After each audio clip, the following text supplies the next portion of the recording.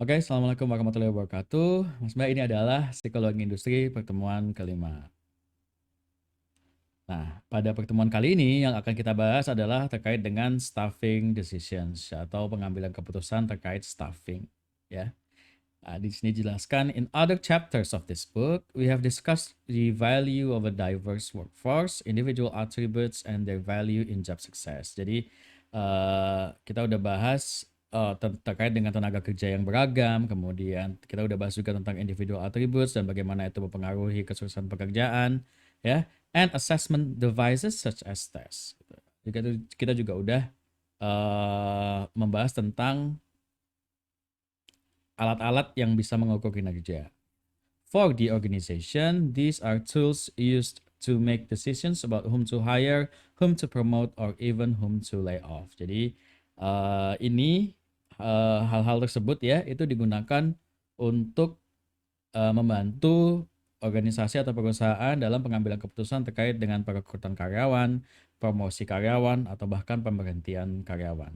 These decisions are called staffing decisions because they determine and define the staff or workforce of the organization. Nah, ini kemudian disebut sebagai staffing decisions atau pengambilan keputusan terkait dengan staffing karena mereka yang menentukan tenaga kerja yang nantinya bekerja di perusahaan.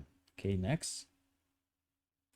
Nah, an introduction to the staffing process. Nah, staffing decisions defined as decisions associated with recruiting, selecting, promoting, and separating employees. Jadi, staffing decisions itu didefinisikan sebagai pengambilan keputusan terkait dengan proses rekrutmen, seleksi, promosi, dan pemisahan karyawan. Yaitu yang kemudian disebut dengan staffing decisions. Jadi, segala macam bentuk pengambilan keputusan terkait staff yang ada di perusahaan. Ya. The impact of staffing practices on firm performance ya.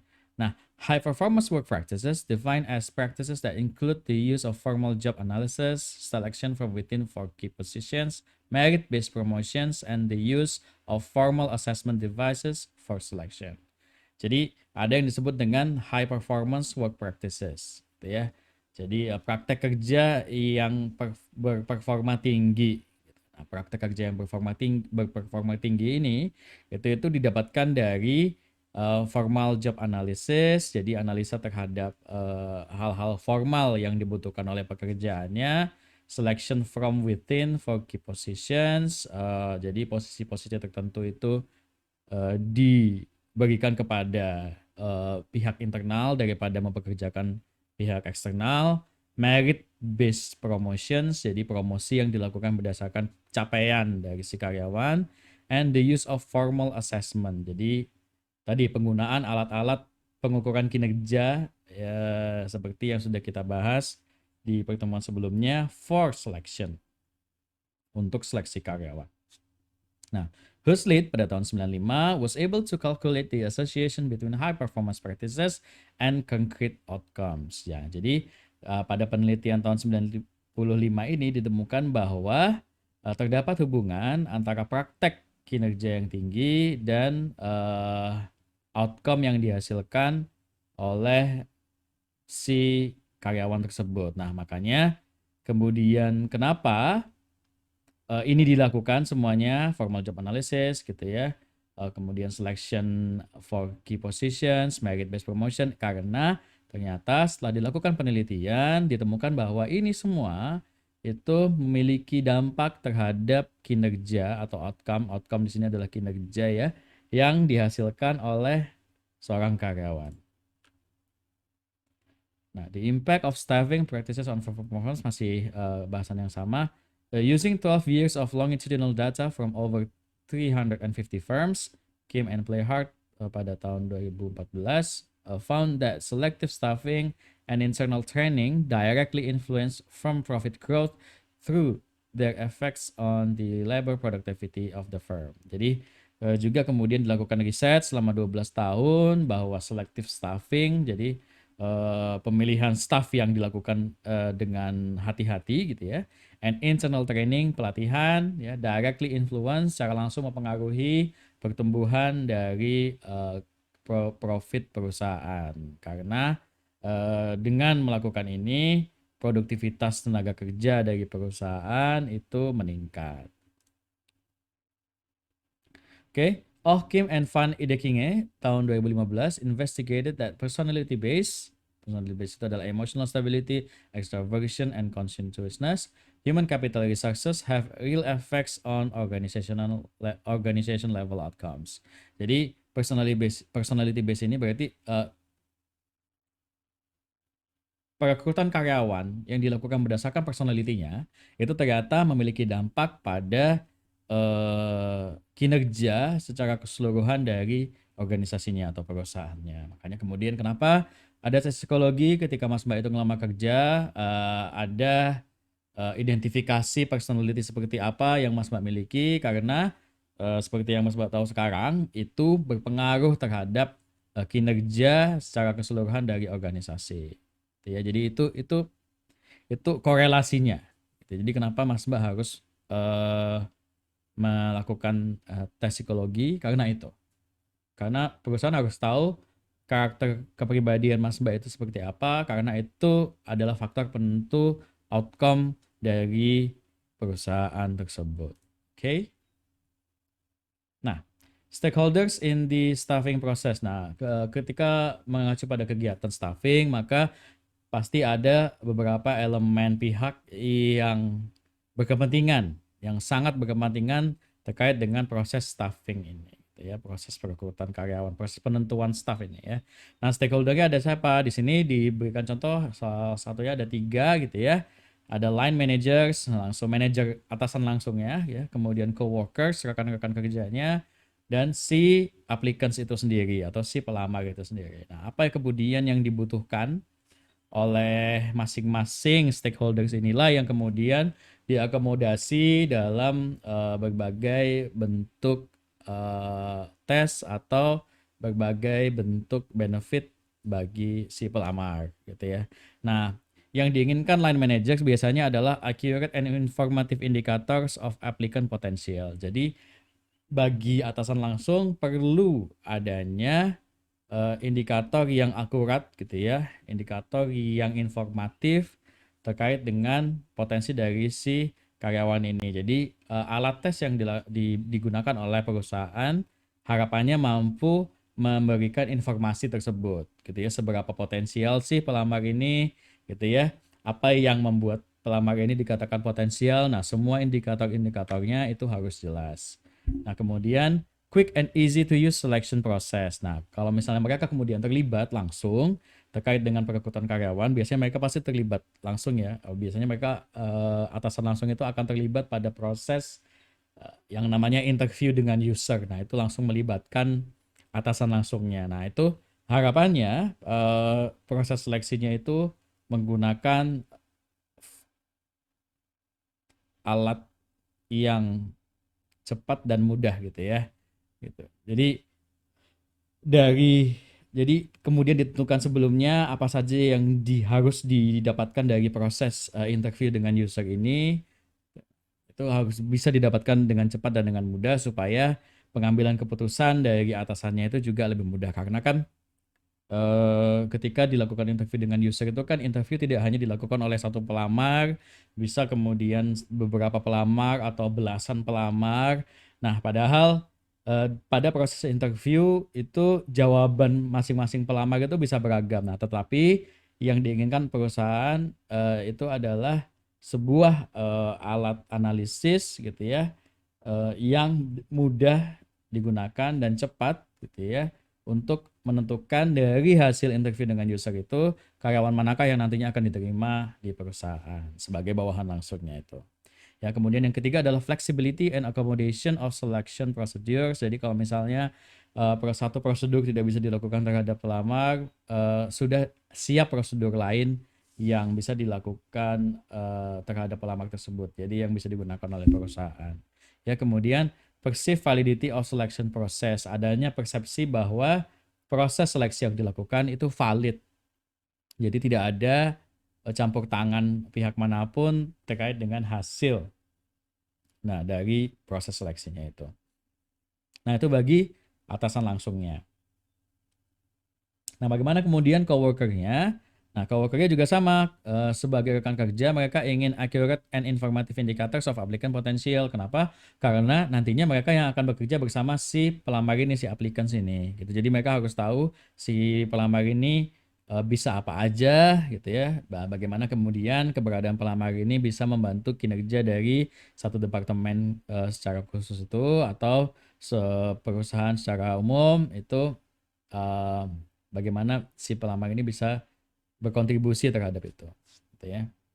Nah, kemudian input into the selection decision making process, mereka pengen bisa memberikan input, gitu ya, pengen bisa memberikan input terkait dengan proses pengambilan keputusan, gitu. Jadi karena nantinya mereka itu yang harus bekerja dengan si pelamar ini, mereka harusnya itu berhak, gitu ya, berhak untuk mengambil peran pengambilan keputusan terkait apakah pelamar tersebut diterima atau enggak, gitu ya. Mana pelamar yang potensial, mana pelamar yang sekiranya bisa memberikan kontribusi yang besar terhadap departemennya secara khusus atau perusahaan secara keseluruhan.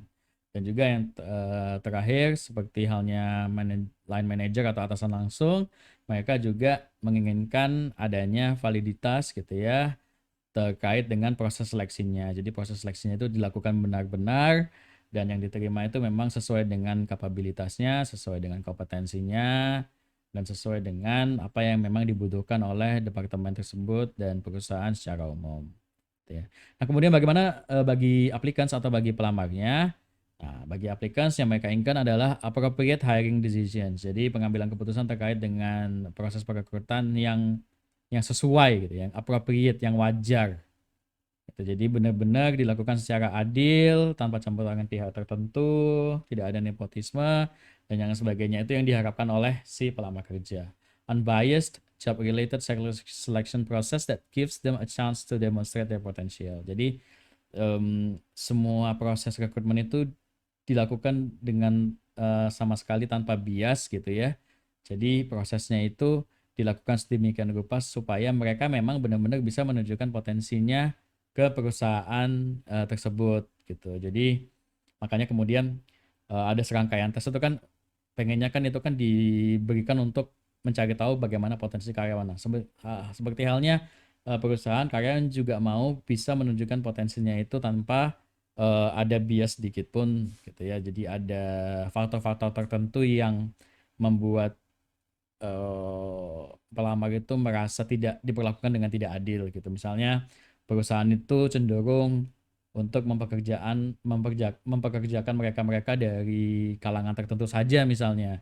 Gitu. Sehingga apapun yang mau pelamar lakukan, maka itu tidak akan ada artinya lagi. Mereka tidak akan bisa menunjukkan potensinya itu seperti apa, karena toh seringnya, umumnya itu ya, jenis-jenis pelamar yang diterima oleh perusahaan itu hanya mereka yang berada di kalangan tertentu, atau berdasarkan warna kulit misalnya, atau berdasarkan agama misalnya, atau berdasarkan hal-hal yang lain lagi, atau mungkin biasanya banyak sekali kasus nepotisme misalnya, di mana yang diterima justru adalah mereka-mereka yang memiliki relasi dengan orang-orang yang berada di dalam perusahaan tersebut, yang memiliki posisi tinggi misalnya. Nah, hal-hal seperti itu tuh kan tidak membantu proses rekrutmen, gitu.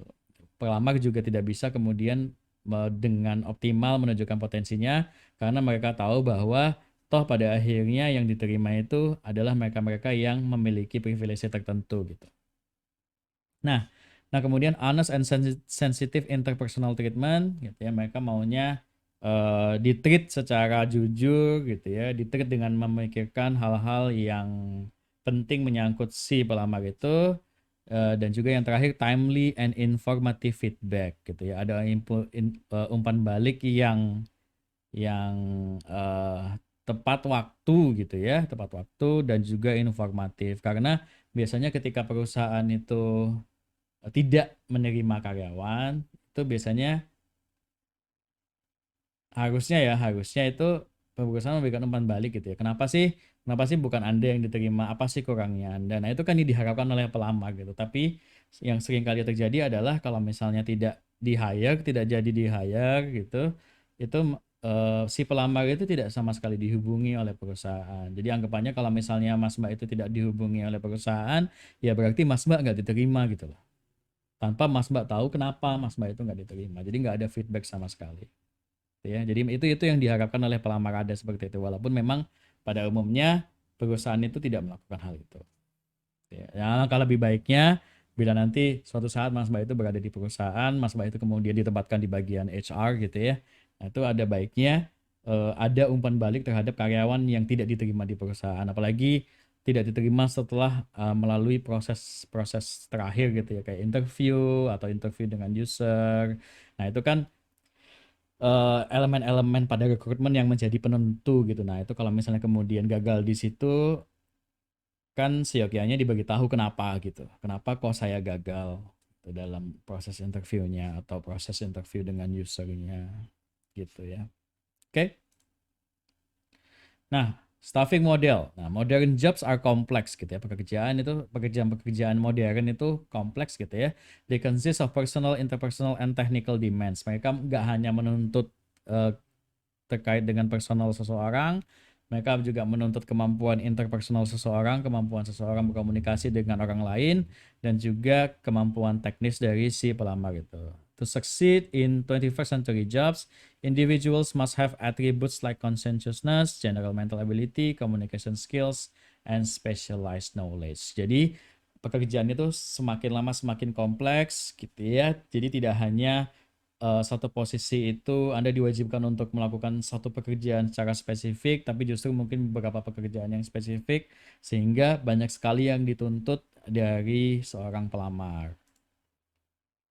Ya. Nah, comprehensive selection systems. A staffing model needs to be comprehensive. Yang pertama, perekrutan karyawan atau proses staffing itu harus komprehensif gitu ya. A comprehensive staffing model should gather enough high quality information about candidates to predict the likelihood of their success on the varied demands of the job. Jadi kenapa Mas Mbak itu nanti ketika melamar kerja itu Mas Mbak itu dihadapkan dengan serangkaian tes. Nah, supaya nantinya setelah Mas Mbak menyelesaikan semua tes itu, perusahaan memiliki high quality information. Nah, dari informasi yang kemudian didapatkan oleh perusahaan berdasarkan serangkaian tes yang sudah Mas Mbak lakukan, ya, maka dari situ mereka bisa kemudian mencoba memprediksi apakah Mas Mbak itu ketika nanti ternyata diterima di perusahaan itu, Mas Mbak itu bisa memperoleh kesuksesan. Nah, kenapa? Karena kesuksesan Mas Mbak itu sama halnya artinya dengan kesuksesan perusahaan itu secara keseluruhan. Ya. This does not mean we need to predict every aspect of job performance accurately, but it does mean that we should at least be trying to predict the important aspects of performance. Nggak harus semua aspek itu bagus ya, tidak ada manusia yang sempurna, tetapi paling tidak perusahaan berharap bahwa Mas Mbak yang nantinya diterima di perusahaan itu memiliki potensi yang baik gitu ya pada aspek-aspek penting dari pekerjaan yang Mas Mbak lama gitu. Karena itu nantinya akan menentukan seberapa tinggi performance Mas Mbak atau kinerja Mas Mbak dalam melakukan tugas dan kewajiban Mas Mbak di posisi tersebut. Oke, next. Nah, kemudian selain comprehensive selection system itu juga harus compensatory. Ya, a good score in an interview or work sample test might compensate for a slightly lower score on cognitive ability test. Jadi misalnya pada serangkaian tes yang Mas Mbak lakukan itu harusnya sifatnya itu compensatory, nggak hanya komprehensif, ya, bisa menyediakan informasi yang akurat, gitu ya, tetapi juga harus compensatory, di mana kita kan tidak bisa berharap bahwa si pelamar itu mampu melakukan semua tesnya dengan baik. Tetapi kita harus mendesain tes itu sedemikian rupa supaya kita tahu bahwa ketika si pelamar itu tadi mungkin tidak bukan pribadi yang optimal ketika melakukan satu hal, itu tetapi bisa melakukan hal lain dengan lebih optimal gitu, sehingga itu akan menutupi hal yang tidak mampu dilakukan si pelamar itu tadi, especially khususnya terkait dengan pekerjaan yang nantinya mereka lamar gitu ya. Jadi harapannya kalau misalnya pekerjaannya itu membutuhkan kemampuan interpersonal yang baik misalnya, itu kan bisa dilihat dari interview gitu ya. Nah, ternyata dari interview Mas Mbak itu nilainya bagus gitu ya, interviewnya bagus, tetapi cognitive ability-nya tidak sebagus yang diharapkan. Nah, itu tidak masalah. Kenapa? Karena sebenarnya yang diharapkan perusahaan itu adalah kemampuan interpersonalnya. Jadi jangan sampai Mas Mbak itu kurang di segala macam aspek gitu ya. Jadi itu kan nantinya kan eh, tidak akan berdampak baik bagi kinerja Mas Mbak di perusahaan gitu. Nah, makanya kemudian ketika Mas Mbak itu melamar juga saran saya adalah ketahuilah lebih dahulu apa saja yang dibutuhkan, skill-skill apa saja yang dibutuhkan Mas Mbak ketika nanti melakukan pekerjaan itu ya, itu bisa ditemukan melalui riset harusnya. Nah, kemudian dari situ kembangkanlah skill-skill itu tadi supaya ketika nanti Mas Mbak itu mengikuti proses rekrutmen yang ada di perusahaan tersebut, aspek-aspek yang memang dibutuhkan oleh satu pekerjaan itu tuh adalah aspek-aspek yang tesnya Mas Mbak bisa lakukan dengan baik, gitu ya. Humans are able to compensate for a relative weakness in one attribute through a strength in another one. Jadi gitu ya. Jadi kelemahan Mas Mbak seharusnya bisa tertutupi oleh kekuatannya. Jadi bagaimana kemudian Mas Mbak itu bisa mengakomodir kelemahan Mas Mbak dan menonjolkan kekuatan Mas Mbak khususnya di aspek-aspek yang memang sangat erat kaitannya dengan posisi yang Mas Mbak lamar gitu. Atau pekerjaan yang menjadi target Mas Mbak di perusahaan tersebut ya. Oke. Statistical versus clinical decision making ya. Jadi ada terkait dengan staffing, pengambilan keputusannya itu juga ada dua jenis. Yang pertama statistical, yang kedua adalah clinical. Nah, clinical define as method that uses judgment to combine information and to make a decision about the relative value of different candidates or applicants ya. Jadi clinical itu pengambilan keputusannya itu berdasarkan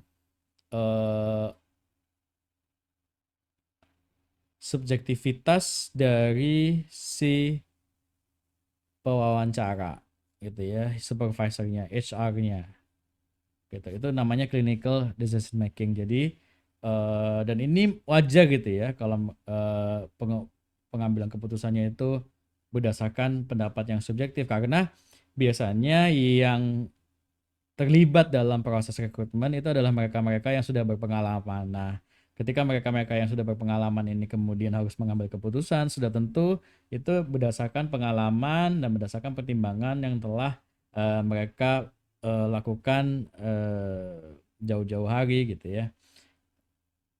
Sehingga pengambilan keputusan yang mereka lakukan itu kemudian valid gitu terkait dengan pelamarnya. Nah, itu adalah clinical decision making. Jadi berdasarkan keputusan atau penilaian subjektif dari si supervisor atau HR departemennya. Nah, kemudian yang kedua adalah statistical decision making ya. Statistical define as method that combines information according to a mathematical formula. Nah, jadi pengambilan keputusannya berdasarkan angka gitu. Nah, mana kemudian yang dilakukan? Biasanya yang dilakukan itu adalah keduanya. Jadi terkait dengan proses perekrutan yang dilakukan oleh perusahaan itu biasanya yang digunakan itu adalah kedua belah alat pengambilan keputusan ini. Jadi makanya kemudian ada tes tulis gitu ya, itu hasil dari tes tulis atau hasil dari tes psikologi. Nah, itu yang bisa kemudian kita sebut sebagai statistical result gitu ya, yang kemudian akan digunakan sebagai statistical decision making gitu berdasarkan angka itu tadi. Nah, jadi setelah Mas Mbak kemudian selesai menempuh atau lulus dari uji-uji itu gitu ya, angka Mas Mbak baik. Nah, kemudian kan biasanya proses selanjutnya itu adalah interview. Nah, pada interview kemudian dilakukan clinical decision making karena terkait dengan personality, terkait dengan pembawaan, terkait dengan karakter. Nah, semuanya itu lebih bisa diketahui langsung dengan lebih baik itu dari proses interview. Nah, dari proses interview inilah yang kemudian nanti pengambilan keputusannya itu cenderung lebih klinikal daripada statistical. Nah, di mana yang digunakan keduanya. Awal-awal pasti statistical dulu, by numbers itu Mas Mbak itu bagaimana kinerjanya, ya. Nah, kemudian setelah lulus dari uji-uji itu baru kemudian interview yang sifatnya adalah clinical gitu ya. Nah, itu yang kemudian nanti menentukan apakah Mas Mbak direkrut apa enggak di perusahaan tersebut. Nantinya ketika promosi juga prosesnya biasanya sama gitu ya. Ada yang melalui interview saja gitu ya, tidak ada proses statistikalnya. Ada juga yang Mas Mbak itu juga harus ujian lagi gitu untuk eh, dipromosikan pada posisi tertentu di perusahaan. Jadi ini penting ya bagi tidak hanya rekrutmen tapi juga promosi.